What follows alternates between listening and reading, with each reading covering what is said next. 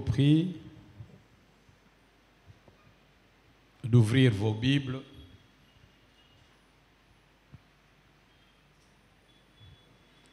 dans Actes. Nous commençons d'abord à lire le texte. Nous allons d'abord lire le texte de l'Ancien Testament, Proverbe 17, verset 1. Et puis nous allons lire celui du Nouveau Testament, Actes chapitre 18, verset 1 à 6. Proverbe 17, verset 1. Vous vous levez maintenant. Nous allons écouter la parole du Seigneur.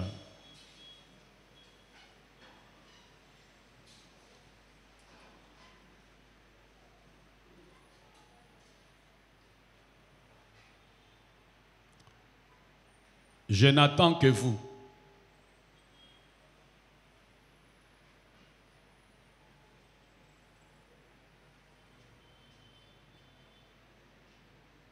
Nous lisons au nom de notre Seigneur Jésus-Christ.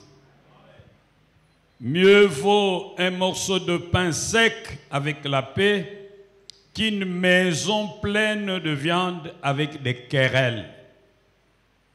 Nous pouvons aussi transformer le mot maison, traduire le mot maison, le remplacer par famille, oikos. Nous pouvons lire de la manière suivante. Mieux vaut un morceau de pain sec avec la paix qu'une famille pleine de viande avec des querelles. Nous lisons le deuxième texte. Dans Actes des Apôtres, chapitre 18, versets 1 à 6. Après cela, Paul partit d'Athènes et se rendit à Corinthe. Il y trouva un juif nommé Aquilas, originaire du Pont, récemment arrivé d'Italie avec sa femme Priscille, parce que Claude avait ordonné à tous les Juifs de sortir de Rome. Il se lia avec eux. Et comme il avait le même métier, il demeura chez eux et il travailla. Il fabriquait des tentes. Paul discourait dans la synagogue chaque sabbat et il persuadait des Juifs et des Grecs. Mais quand Silas et Timothée furent arrivés de la Macédoine, il se donna tout entier à la parole, attestant aux Juifs que Jésus était le Messie. Les Juifs faisaient alors de l'opposition et se livrant à des injures. Paul secoua ses vêtements et leur dit « Que votre sang retombe sur votre tête. J'en suis pur. Dès maintenant, j'irai vers les païens. » Nous disons Amen. Veuillez vous asseoir. Notre thème de ce jour, c'est l'harmonie familiale. Harmonie familiale. La vie en famille est comme un jeu de guitare.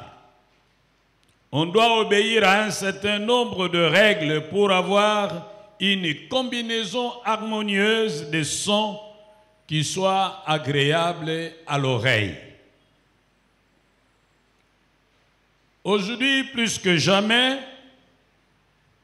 Satan s'est déchaîné par le trichement des mondialistes et il cherche avec hargne à liquider la famille, cellule de base de la société.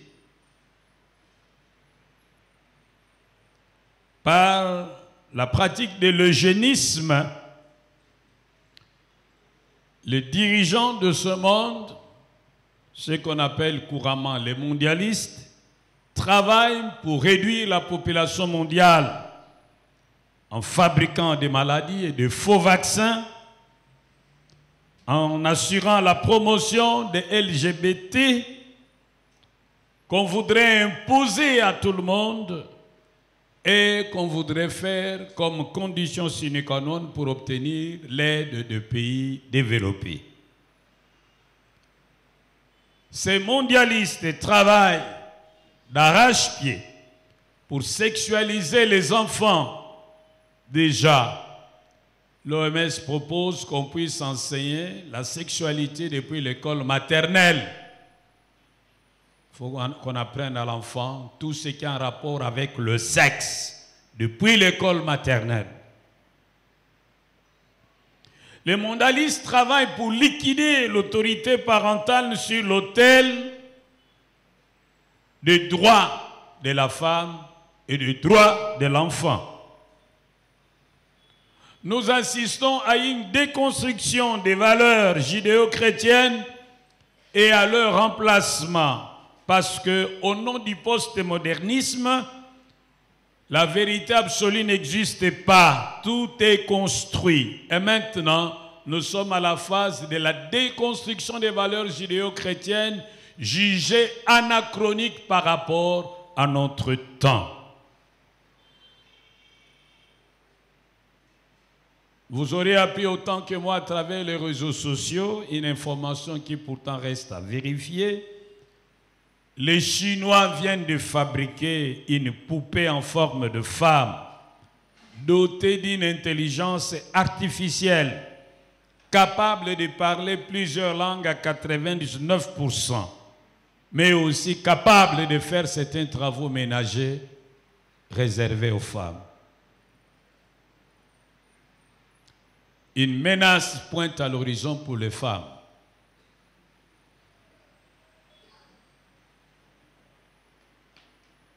Ils veulent en faire une promotion en Inde, en Chine, et certainement, ils vont arriver en Afrique. Alors, les jeunes gens n'auront plus besoin de se couper à 1000 morceaux pour payer une dot, pour épouser une femme, et éviter les problèmes que les femmes peuvent créer aux hommes. Ainsi pourront jouir de leur liberté, d'après leur logique. La femme pourra préparer, nettoyer la maison,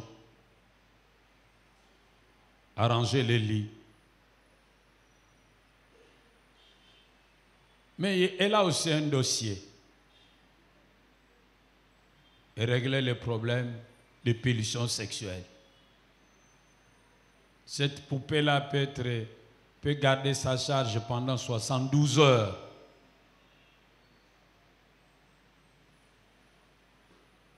Tout ça nous amène où?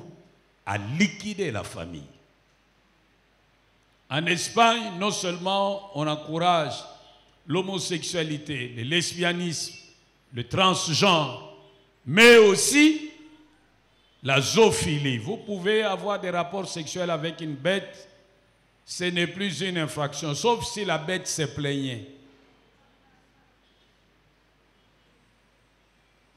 Donc si vous avez des rapports intimes avec votre chat, ce n'est pas un problème, sauf si les chats portaient plainte. Ou votre chien, si les chiens allaient se plaindre à la police.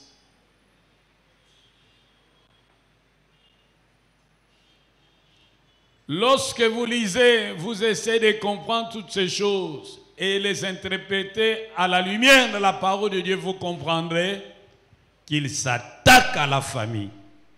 Dieu a dit, multipliez-vous, remplissez la terre. Eux, ils disent, pas question de se multiplier. Pas question de remplir la terre. Il y a suffisamment d'espace. Et ils s'attaquent à l'Afrique. Nous sommes trop nombreux, nous sommes trop peuplés. Mais l'Afrique est de loin plus grande que l'Europe. Il y a suffisamment d'espace en Afrique et nous sommes sous-habités. On n'a pas besoin de limiter les naissances. Nous avons seulement besoin de prier pour que Dieu nous donne des dirigeants qui ne soient pas voleurs, limiter le vol et dégager suffisamment d'argent pour permettre à tout le monde de bien vivre. Nous avons besoin que Dieu nous donne des dirigeants qui peuvent dire non à la dictature occidentale, s'émanciper de leur tutelle et de leur contrôle comme tentent de le faire nos frères les Nigériens, du Niger, le Burkina Faso et les autres, et nous pourrons très bien vivre. L'Afrique n'est pas pauvre, mais l'Occident nous appauvrit par des mécanismes qu'il a mis en place. L'Occident fixe le prix de nos matières premières qui ne produit pas.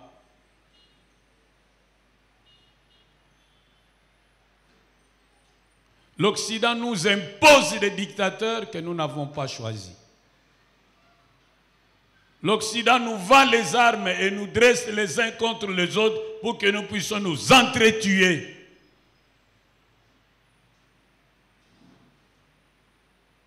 L'Occident crée la CPI pour intimider les dirigeants africains qui veulent dire non à leur dictature. Quand ils organisent les coups d'État ailleurs, ce n'est pas un problème. Mais lorsque le peuple se libère d'un dictateur, nous voulons rétablir l'ordre institutionnel, disent-ils.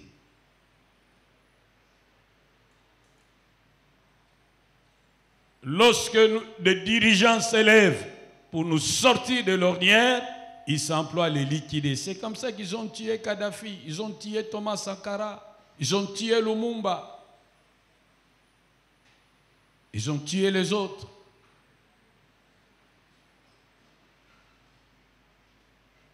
Ils ne veulent pas de la famille.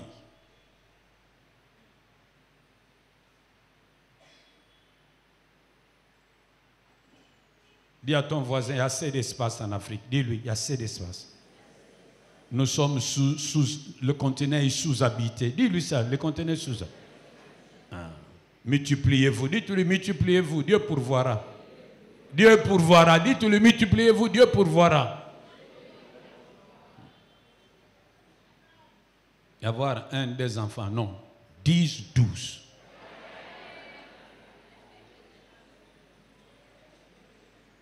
Ne dormez pas, réveillez-vous.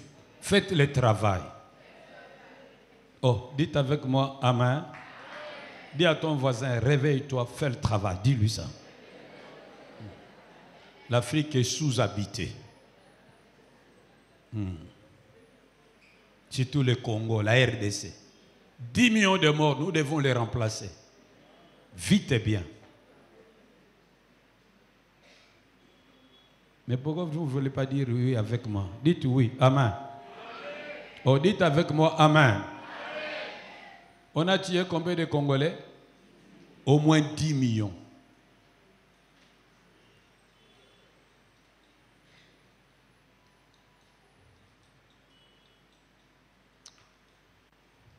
Bien-aimés, face à de telles menaces, les chrétiens doivent s'employer à réfléchir à la lumière de la parole de Dieu pour résister contre l'idéologie qui agit derrière les dirigeants mondialistes.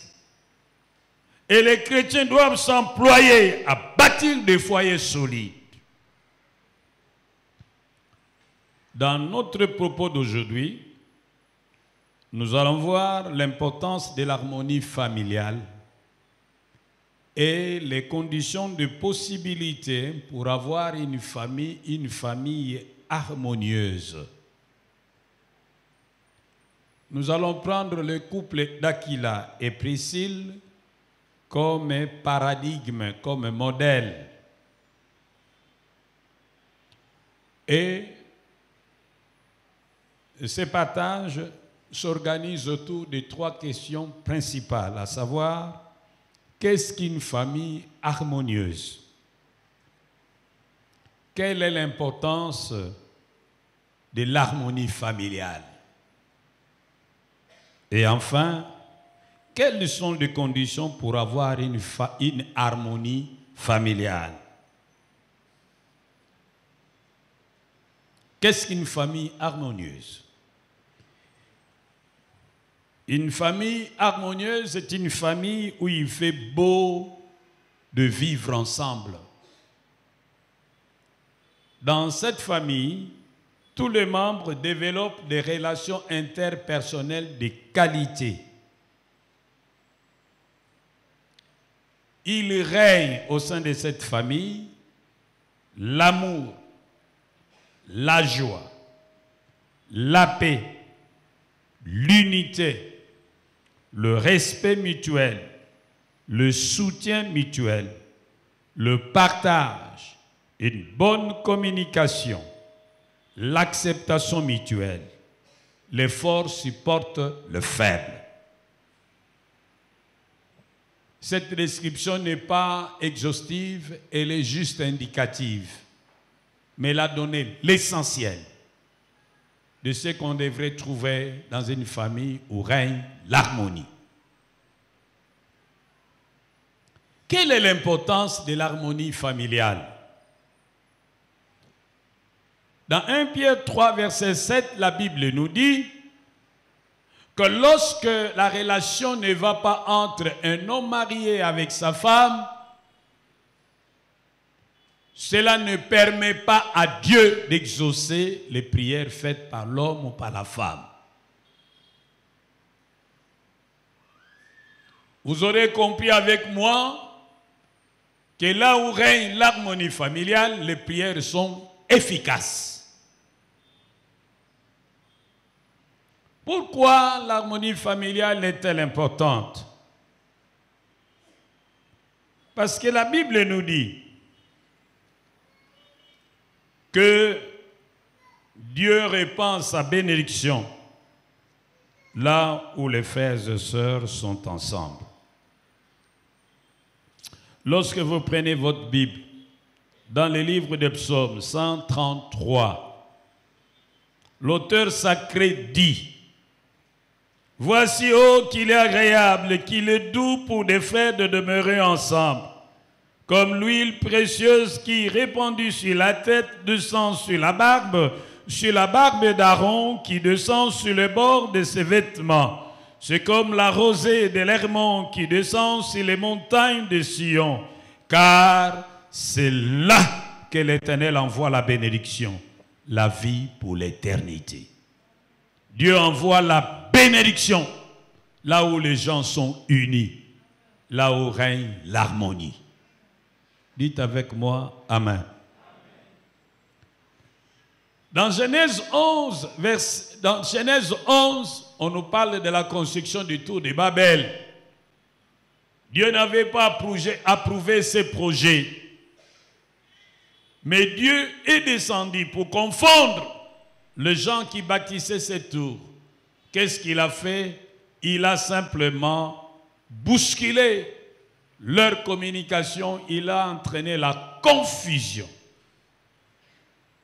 Et ne pouvant plus préserver l'harmonie qui existait entre eux à cause de cette confusion langagière qui a entraîné un déficit communicationnel, ils se sont embrouillés et le projet s'est arrêté. Vous aurez compris avec moi que lorsqu'il n'y a pas d'harmonie, nous sommes condamnés à l'échec.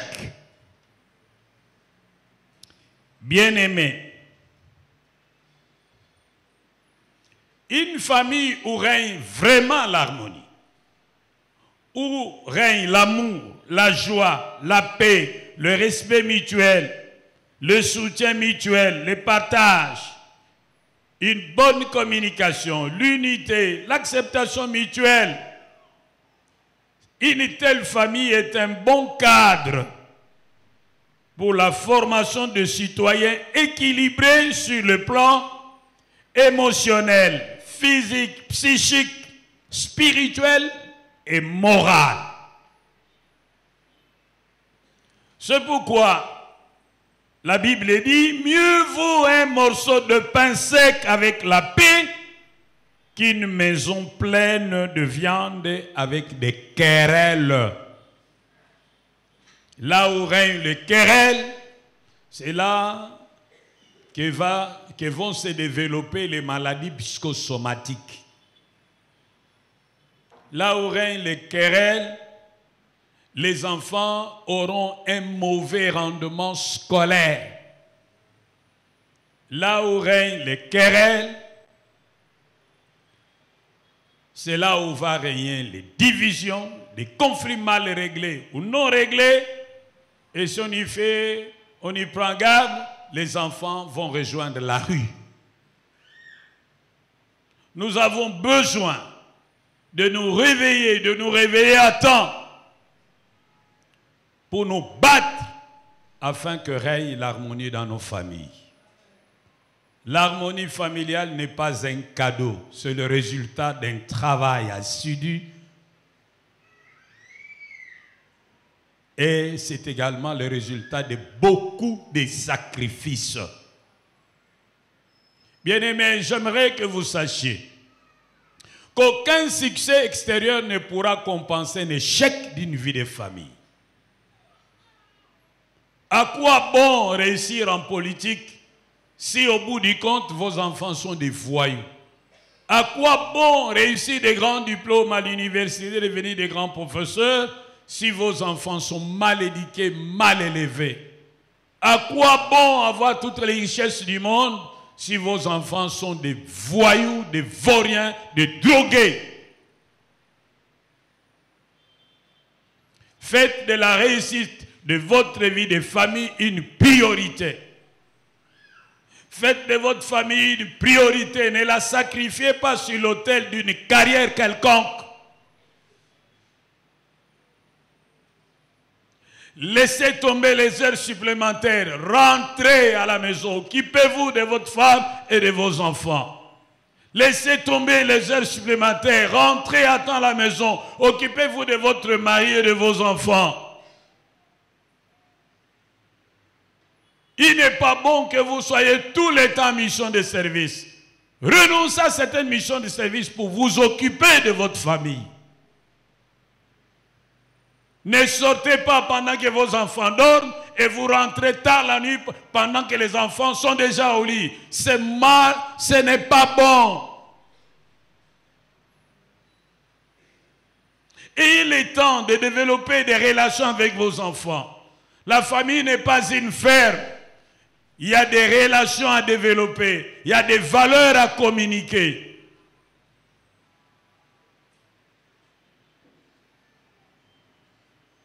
Vous devez vous battre pour qu'au bout du compte, vos enfants soient utiles et à Dieu et à la société.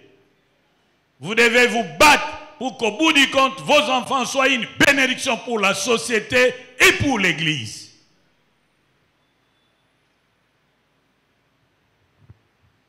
Ne sacrifiez pas vos familles. Ne sacrifiez pas votre femme et vos enfants pour des amis. Ces amis vous quitteront. Ne sacrifiez pas votre femme et vos enfants, vos femmes et vos enfants pour une société, pour une carrière. Un jour, on pourra vous virer. Votre femme et vos enfants n'ont que vous. Votre mari et vos enfants n'ont que vous. Alors ne les sacrifiez pas pour des tierces personnes qui vous quitteront demain. Quand tout le monde vous aura quitté, votre femme et vos enfants resteront à vos côtés.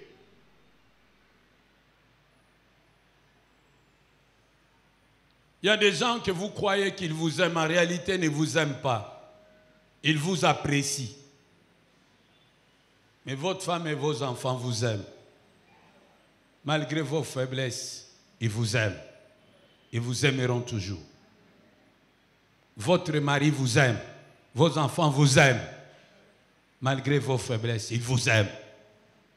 Quand tout le monde vous quittera, ils resteront à vos côtés. Vous devez leur donner préséance sur les autres. Vous ne pouvez pas les faire attendre pour servir vos frères. Vous ne pouvez pas les faire attendre pour servir vos soeurs. Vous ne pouvez pas les faire attendre pour servir un ami. Donnez-leur la priorité que tout le monde attende. Quand vous aurez servi votre femme et vos enfants, alors vous pouvez penser à eux. Oh, dites avec moi, Amen.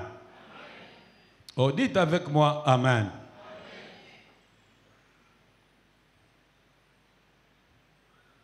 Les veuves savent de quoi je parle. Vos maris se dépensaient pour plusieurs amis qui défilaient chez vous. Ils vous faisaient préparer même tard la nuit pour servir un ami. Et où sont-ils passés, ces amis? Que sont-ils devenus ses amis?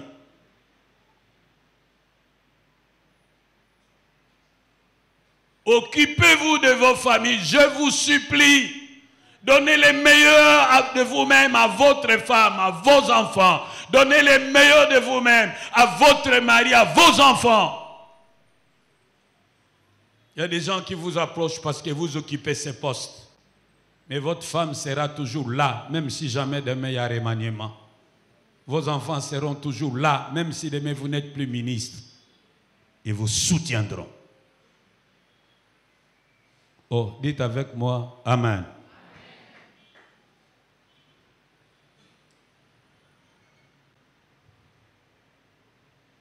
Quelles sont les conditions pour avoir une harmonie familiale?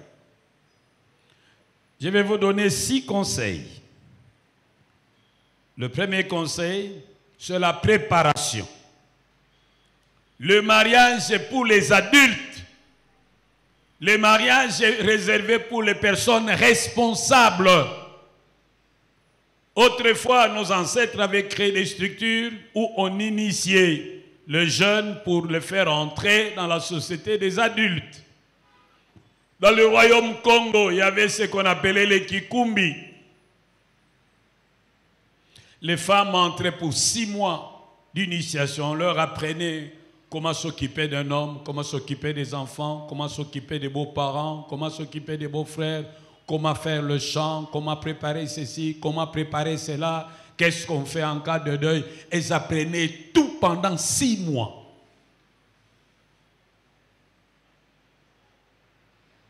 Et les hommes avaient aussi leur initiation.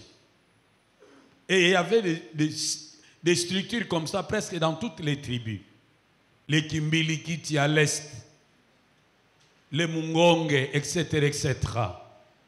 Demandez à vos parents, ils vous expliqueront. Et les jeunes gens qui sortaient de ces structures étaient des gens préparés à assumer les responsabilités maritales, familiales, conjugales, parentales. C'est pourquoi la société était stable. Oh, dites avec moi, Amen. Mais lorsque les Blancs sont arrivés avec l'évangélisation, ils ont fait les tabula rasa. Ils ont détruit toutes ces structures au motif que c'était des structures diaboliques. Tout ce qui appartenait à notre culture, qui n'avait pas de correspondants dans leur culture, était assimilé au diable et était complètement liquidé. Les vides étaient créés. Les jeunes gens accédaient à l'âge adulte sans y avoir été préparés. Et voilà, finalement, on se retrouve dans le mariage sans préparation adéquate. On le fait à la sauvette. Et si vous avez le jour du mariage, mobile à Zambet hôpital, salaboy, salaboy. Tout se fait à la hâte. Ata qui posa mbali, kolobanete kozana posa na yende abanda. Voilà les conseils qu'on donne aux gens. Les églises n'ont pas suffisamment développé la pastorale des familles. Lorsque vous considérez le nombre d'heures qu'on accorde à la pastorale des familles dans nos facultés de théologie, ça n'a pas de rapport par rapport à la place qu'occupe la famille dans le fonctionnement journalier d'une église. Ce qui fait que même il y a certains pasteurs qui ne sont pas préparés pour prendre en charge les familles qui leur sont confiées.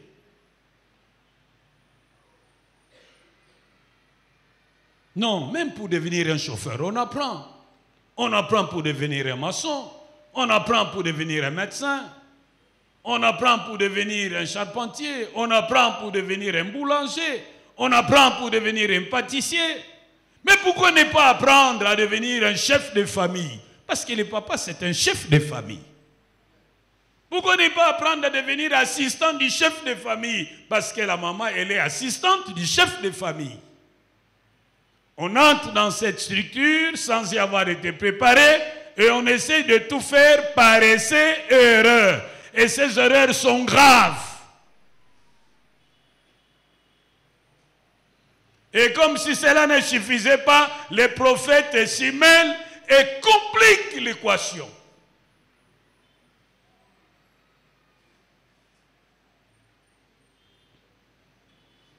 Il faut se préparer. C'est pourquoi dans cette église, avant le mariage, les fiancés doivent suivre une formation. Et j'aimerais que vous le sachiez. Si vous ne suivez pas la formation, moi je ne bénis pas votre mariage. Si vous êtes membre de cette parole, vous devez suivre les enseignements ici. Si vous ne suivez pas les enseignements ici, je ne bénis pas votre mariage. Même si votre fiancé est d'une autre église, vous allez suivre les enseignements là-bas. Si vous n'avez pas suivi nos enseignements, je ne viendrai pas.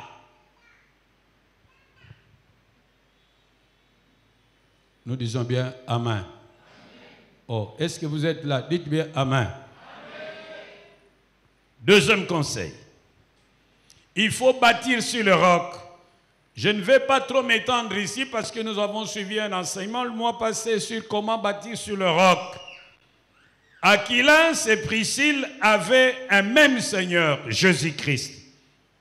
Aquilas et Priscille avaient la même foi, la foi chrétienne. Aquilas et Priscille avaient les mêmes valeurs, les valeurs judéo-chrétiennes. C'est très important. Nous devons partager la même foi, fondée sur la parole de Dieu. Nous devons partager les mêmes valeurs tirées des Saintes Écritures. Et si par malheur, il se développe au milieu de nous des membres de famille qui sont déviants, que faire? Qui agissent d'une manière contraire à la parole de Dieu, aux valeurs chrétiennes que nous prenons et que nous défendons. Que faire de ce membre de notre famille? Bien-aimés, nous devons les supporter, car l'amour supporte tout.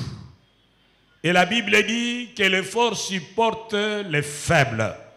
Nous devons continuer à leur enseigner, car la parole de Dieu a un pouvoir sui generis pour transformer les caractères et le mœurs. Nous devons continuer à prier pour eux, car ce que nous ne pouvons pas obtenir par nos remarques, nous pouvons l'obtenir à genoux. Nous devons rejeter leurs antivaleurs, mais nous devons continuer à les garder dans nos cœurs.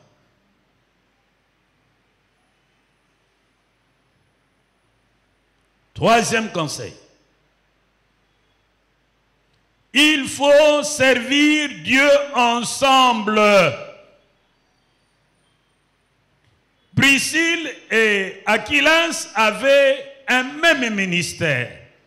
Le ministère pastoral et le ministère d'enseignement.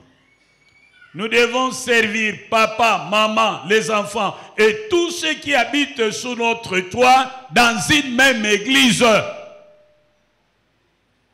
Il n'est pas bon que vous ayez une même porte, mais que vous choisissez des directions différentes pour votre foi.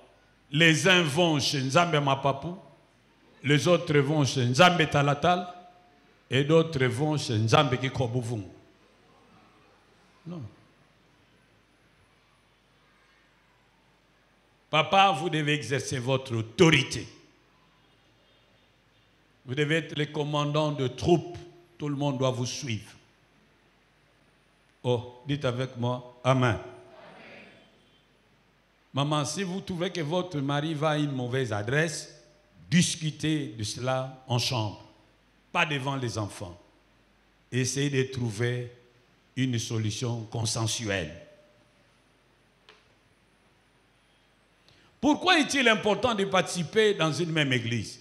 Parce que vous allez recevoir le même enseignement, le même principe, qui vous permettront d'interpréter la réalité à travers le même prisme.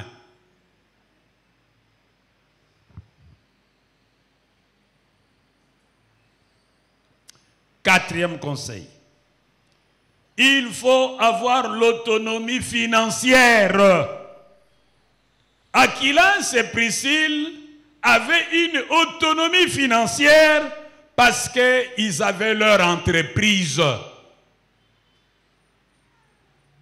Aquilas et Priscille avaient une entreprise de fabrication de tentes. Ils avaient un métier. C'était le métier des fabricants de tentes. Et la Bible nous dit qu'avant l'arrivée des disciples de l'apôtre Paul, Timothée et son compagnon, Paul travaillait à plein temps, pratiquement, à fabriquer les tentes pour se prendre en charge. C'est ce que nous lisons. Paul travaillait à plein temps à fabriquer les tentes pour se prendre en charge. Il fabriquait les tentes et avec le reste du temps, il allait prêcher dans la synagogue. Mais lorsque ces deux disciples sont arrivés, Silas et Timothée, lorsqu'ils sont arrivés de Macédoine, l'actuelle Yougoslavie et Herzégovine, ils sont arrivés à Corinthe. Paul a cessé de fabriquer les tentes et il s'est donné à plein temps à proclamer l'évangile. Et les résultats étaient différents. Dites avec moi, Amen. Il faut avoir un métier.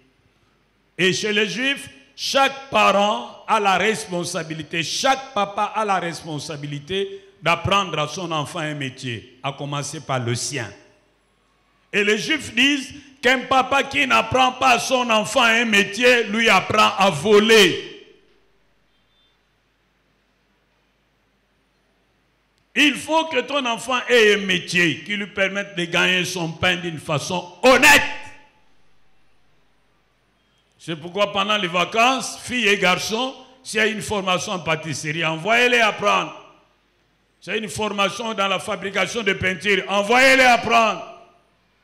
S'il y a une formation dans la fabrication de produits de la charcuterie, envoyez-les apprendre. C'est une formation dans la fabrication des savons. Envoyez-les apprendre. S'il y a une formation dans la fabrication des détergents, envoyez-les apprendre. Apprenez le plus de métiers possible. Le diplôme est un papier, il ne vous rendra pas riche. Et si tu veux vivre et mourir pauvre, vis d'un salaire. Mais si tu ne veux pas vivre et mourir pauvre, apprends à investir. Sois entreprenant. Crée ton affaire. Si tu travailles dans une entreprise, développe quelque chose à côté. Après le boulot, va développer ce que tu as commencé. Les meilleurs patrons, c'est toi-même. Dis à ton ami, les meilleurs patrons, c'est toi-même. Seul toi-même peut te payer un bon salaire. Dis-lui ça.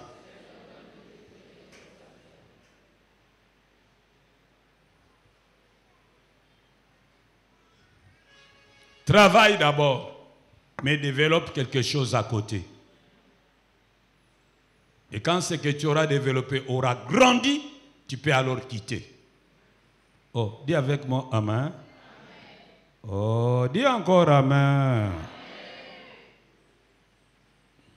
Tu es médecin dans un hôpital, c'est une bonne chose. Mais va créer ton petit dispensaire à Riflard. Après le boulot, tu vas dans ton dispensaire. Et puis tu vas construire un bloc maternité. Après un bloc échographie. Après un bloc de l'oreille. Après un bloc petit à petit. Après 20 ans, ce sera plein dispensaire, ce sera centre hospitalier Yann Dimos. Oh, dites avec moi, Amen. Il faut commencer petit, mais il faut réfléchir en grand. Avoir des grands rêves. On commence tout petit. Ça fait combien d'années que tu travailles? As-tu un business? Tu attends la retraite? Et après la retraite, tu feras quoi? Rêve de créer ton entreprise. Dis à tes enfants qui doivent rêver de créer leur propre entreprise. Il faut chercher à créer des revenus passifs, des activités qui vous génèrent l'argent, même si vous ne travaillez pas. Il faut chercher à créer ça. Ces activités sont notamment l'investissement dans l'immobilier et vous engagez dans ce qu'on appelle marketing des réseaux. Très important. Le marketing des réseaux, c'est l'entreprise du 21e siècle.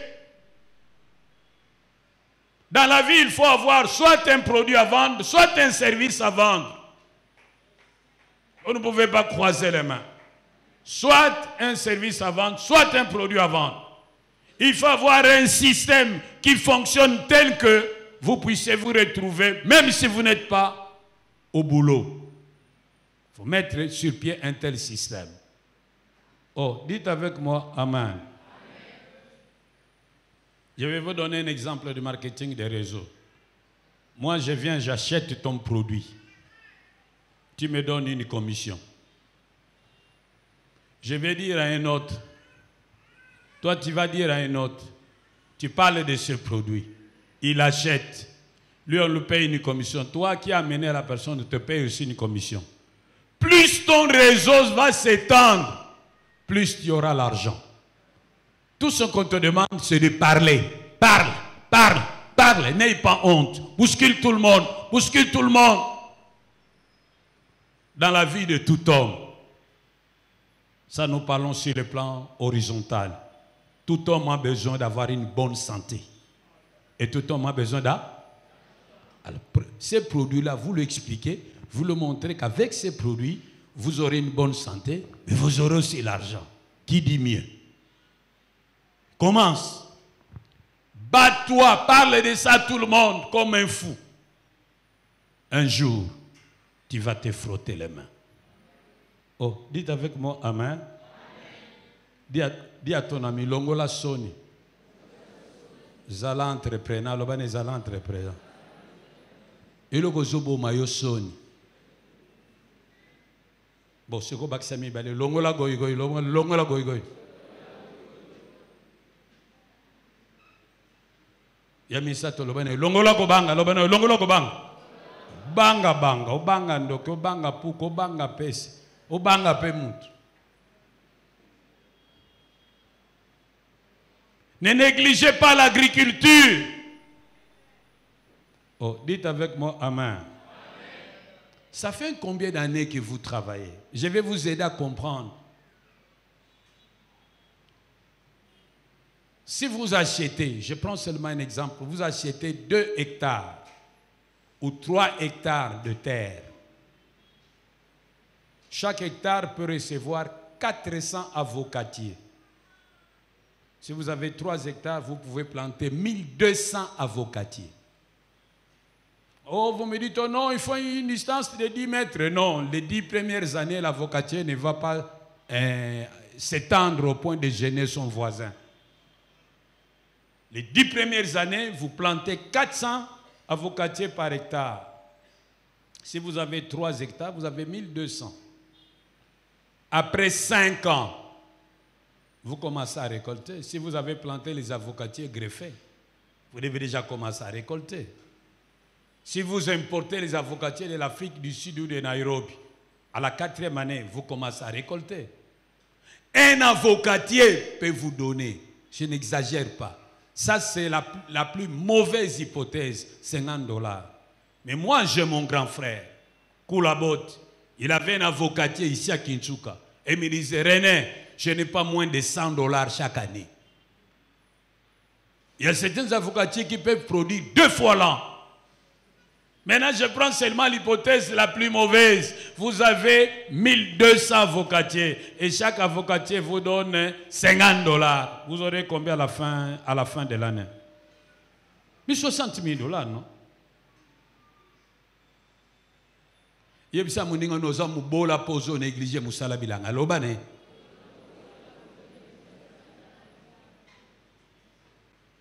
Yo lingi bureau na titre. Bapé ce titre directeur bureau climatisé. Soko koto so baloka baloko mona ngolola. Mais faux là. On se moque de toi. Nana a besoin de titre, nana a besoin là. Titre que tu fais un gâteau. Hein?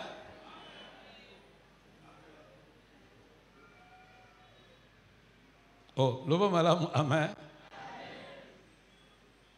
Vous dites, oh, vous avez 5 ans, et les plantes, les pas payées.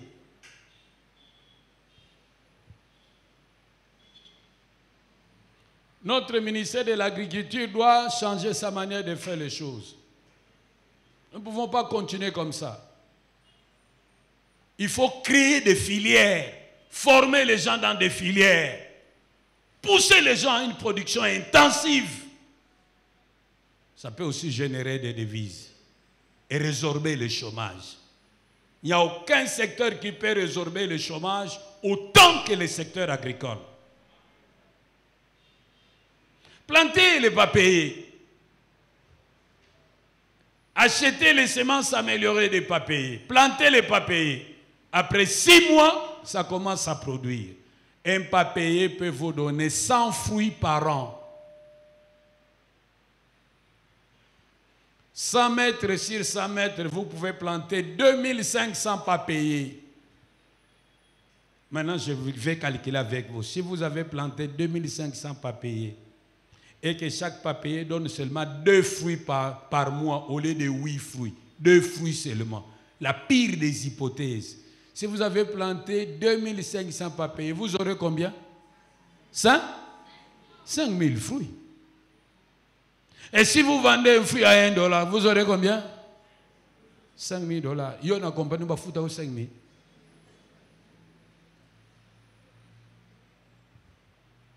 Bino so na zolo bana bino makambo bilanga bomona nga na sala vantie. Na zolo bana bino makambo solo. Même professeur d'université bafuta ka mbongo anati. Université wa Congo rien. Mbongo bafuta ka yeso ko sali yango na taux parallèle $1200. Mais français belé. Basa la grève gouvernement paie sa solution te ba vana na bam. Passe hein.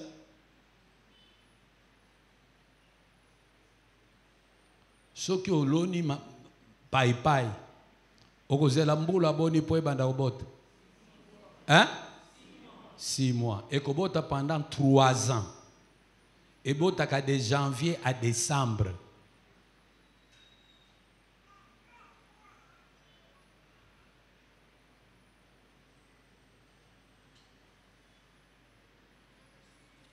Le premier travail que Dieu a donné à l'homme, c'est quoi? Cultiver la terre et garder la terre. Cultiver la terre. La femme doit s'intéresser à ce que fait son mari, comme Priscille s'intéressait à ce que faisait Aquilas. Le mari doit encourager et assister sa femme lorsqu'elle veut entreprendre pour lui permettre de contribuer au budget de ménage. Une femme qui contribue au budget de ménage sera respectée tant par son mari que par sa belle famille. L'homme ne doit pas empêcher sa femme de développer des activités génératrices de revenus qui ne menacent pas la vie du couple et de la famille. L'homme doit respecter sa femme, même si elle est ménagère, parce que c'est un travail difficile. Une femme ménagère travaille beaucoup. Elle est médecin. Dès qu'un enfant se blesse, elle va chez maman. Une femme ménagère travaille beaucoup. Elle est juge. Dès que le conflit s'éclate entre les enfants, ils vont au tribunal de maman. C'est elle qui tranche. Une femme ménagère fait beaucoup de travaux. Elle est agent de sécurité. Dès qu'un enfant est bousculé par ses amis, il court auprès de maman qui le protège. Une femme ménagère prépare la bouffe. C'est un agent d'assainissement. Il assure la propriété de la maison et de ses environs. Même des enfants, doit les laver, doit les habiller. Une femme ménagère doit préparer. Quand elle aura fini de faire tout ça, elle est en même temps protocole pour accueillir les visiteurs et les mettre à l'aise. Et après qu'elle aura fait tout ça, une femme ménagère vient également rendre de bons et loyaux services au lit. Voilà. Tout ça demande des efforts, des sacrifices qui méritent d'être reconnus par les hommes. Acclamons pour les mamans.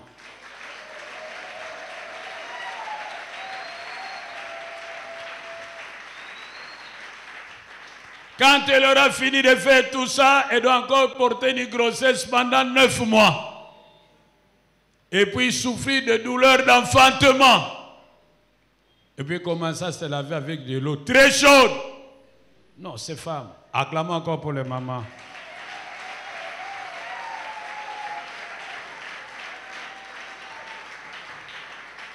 Mama ni mama. Unasema nini mama ni? Voilà. 5e conseil.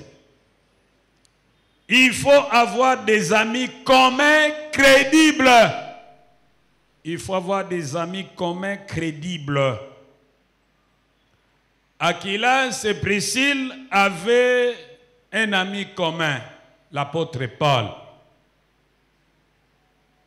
Il faut éviter d'introduire des amis douteux. Lorsque ta femme dit « je ne veux pas de tel ami », il faut l'éliminer. Lorsque ton mari dit « je ne veux pas de tel ami », il faut l'éliminer. Pourquoi? Parce que la Bible dit « les mauvaises compagnies corrompent les bonnes mœurs ». Il ne faut pas avoir des amis secrets, c'est dangereux.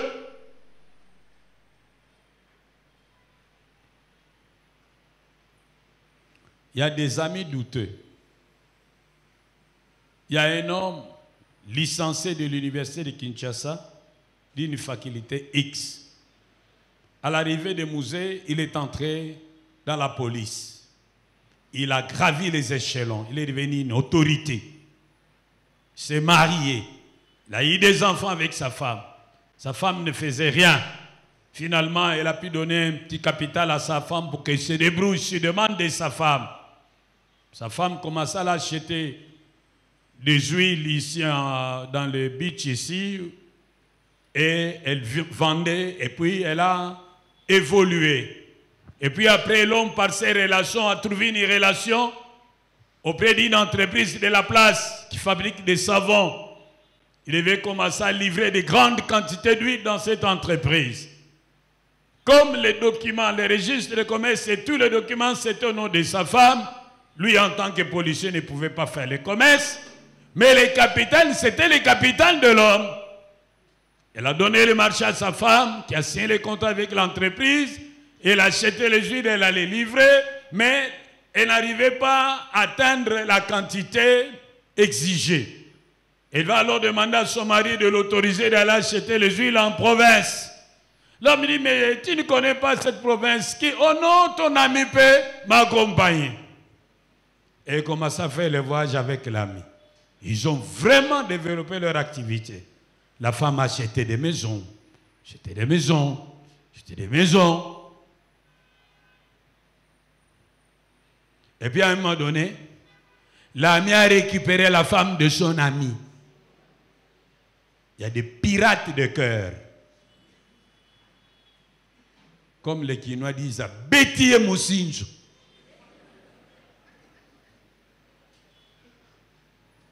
Un jour, la femme lui dit à son mari, je ne veux plus de toi.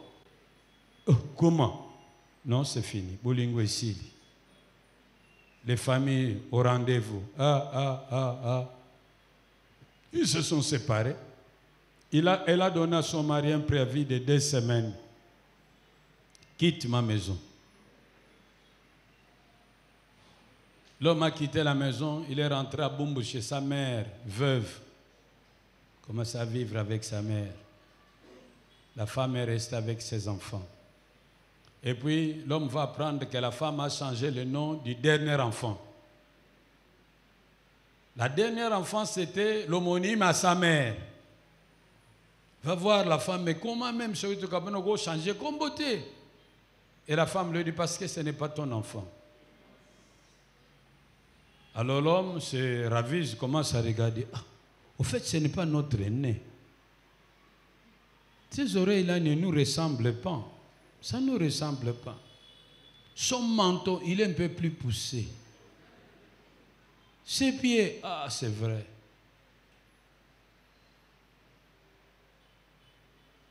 C'était un ami d'où? Ah, je ne vous entends pas. C'était un ami d'où? De la même manière qu'on peut ravir une femme à un homme, on peut aussi ravir un homme à une femme. Oh, dites avec moi, amen. Moi, j'avais un disciple qui était marié avec une femme cadre à la Banque centrale. L'homme était universitaire, mais une femme prophétesse, semi-lettrée, l'a arraché des mains de son épouse, une belle femme avec qui elle avait des beaux enfants. La femme a supplié l'homme, ce n'était pas possible. Un jour, on s'est rencontrés à Brazzaville. J'ai vu l'homme avec sa femme, sa nouvelle femme, la prophétesse, bras dessus, bras dessous. Mais la femme marchait avec précaution. Lorsqu'ils m'ont rencontré, alors il m'a présenté auprès de sa charmante épouse. Mon amour, voici mon pasteur dont je t'ai toujours parlé. Et puis il me dit, parle bien français, c'est un cadre universitaire. Et puis il me dit, pasteur, voici mon épouse, ma charmante épouse. Ah, enchanté de faire sa connaissance. Je l'ai salué. Lorsqu'ils sont partis, j'ai commencé à me demander, Akoufeli? Parce qu'il n'y a pas de rapport entre cette femme et son épouse. Mais le goût et les couleurs ne se disent. Enfin, je termine. Il faut cultiver l'amour mutuel. Aquilas et Priscille se déplaçaient ensemble. Faites de même. Mangez ensemble. Travaillez ensemble. Jouez ensemble. Voyagez ensemble. Priez ensemble. Chantez ensemble. Très important. Ça vous aide à raffermir vos relations, à réchauffer l'amour dans vos cœurs. L'amour doit s'entretenir. Pardonnez-vous toujours, car l'amour excuse tout. Sachez demander pardon et sachez accorder le pardon. Patientez toujours, supportez-vous les uns les autres, car l'amour supporte tout. Le changement vient à petits pas. Prenez patience, il va changer. Dialoguez toujours. Car l'amour se réjouit de la vérité, mais la vérité doit être proclamée. C'est à travers un entretien respectueux qu'on peut se dire la vérité avec amour. Donc le dialogue doit être au rendez-vous. Partagez toujours, car aimer c'est donner et c'est donner.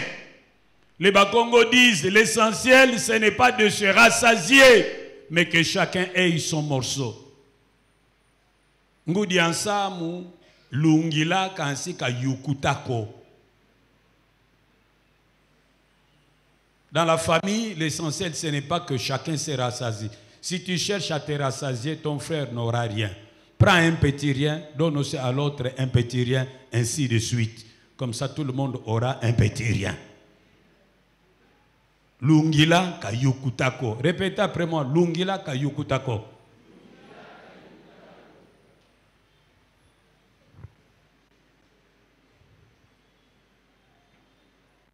Faites-vous confiance, car l'amour croit tout et l'amour ne soupçonne pas le mal. Rendez-vous des petits services, car aimer, c'est servir. C'est ce que nous lisons dans Jean 21, verset 15. Pierre, m'aimes-tu? Paie mes brebis. C'est comme qui dirait, si tu m'aimes, sers-moi.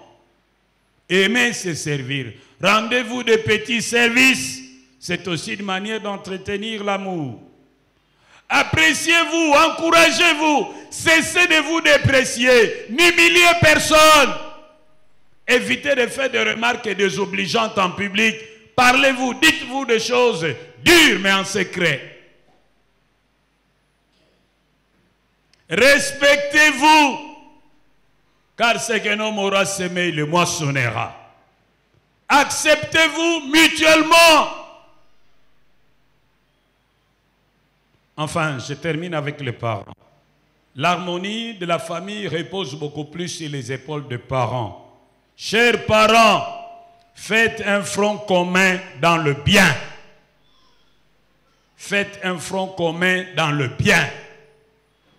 Unissez-vous devant les enfants. Ne soyez pas divisés. Admettons que vous reveniez du boulot. Maman, vous venez trouver votre enfant que vous aimez bien à genoux avec une pierre sur la tête. Vous demandez à l'enfant, qu'est-ce qui est passé là? C'est papa qui m'a mis à genoux. Et c'est bilo kongo bulia qui le loya muta sombela bino. Anyoko laka yoko fuki misaka yo. Wakali bakawana. Tellement. Je pose la question, est-ce que vous êtes unis ou vous êtes séparés? L'enfant va se dire, papa ne m'aime pas, c'est maman qui m'aime.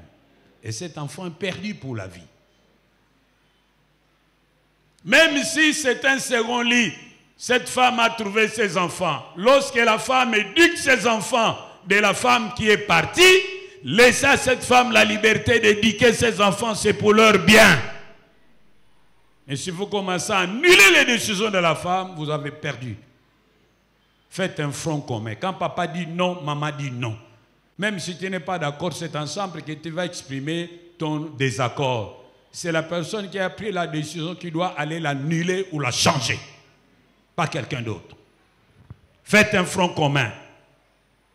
Renforcez votre autorité en assumant vos responsabilités et en étant de modèle et en traitant les enfants d'une manière juste. Renforcez votre autorité parentale en assumant vos responsabilités. Un enfant qui est totalement pris en charge par ses parents respectera ses parents. Un enfant qui est justement traité respectera ses parents. Lorsque les parents se produisent comme de bons modèles, l'enfant le respectera. Soyez des mains dures, mais dans des gants de velours. Soyez des mains d'acier, mais dans les gants de velours. Montrez à la fois votre dureté, mais en même temps votre amour. Quand il faut être dur, il faut l'être. Quand il faut être doux et gentil, il faut l'être. Mais que l'enfant apprenne que maintenant, papa n'est plus mon ami, il est papa. Pas de blagues. Oh, dites avec moi, amen. L'enfant doit apprendre à obéir au regard. Lorsque l'ordre est donné, il ne se discute pas, il s'exécute. Face à la rébellion, il faut être intraitable, frapper. Si vous êtes trop laxiste et que l'enfant venait à gâcher sa vie, il se dressera contre vous. Mais si vous êtes dur et il parvient à réussir sa vie, il reviendra vers vous pour vous dire merci. Oh, dites avec moi, amen. Oh, dites encore amen. Enfin, donnez à vos enfants des racines et des ailes. Communiquez à vos enfants des valeurs morales et spirituelles. C'est ça les racines. Communiquez à vos enfants, aidez-les à prendre un métier qui pourra les aider à se prendre en charge. Ça, ce sont les ailes. Tous les jours, bénissez vos enfants, ne les maudissez pas. Et ne permettez à personne de maudire votre enfant.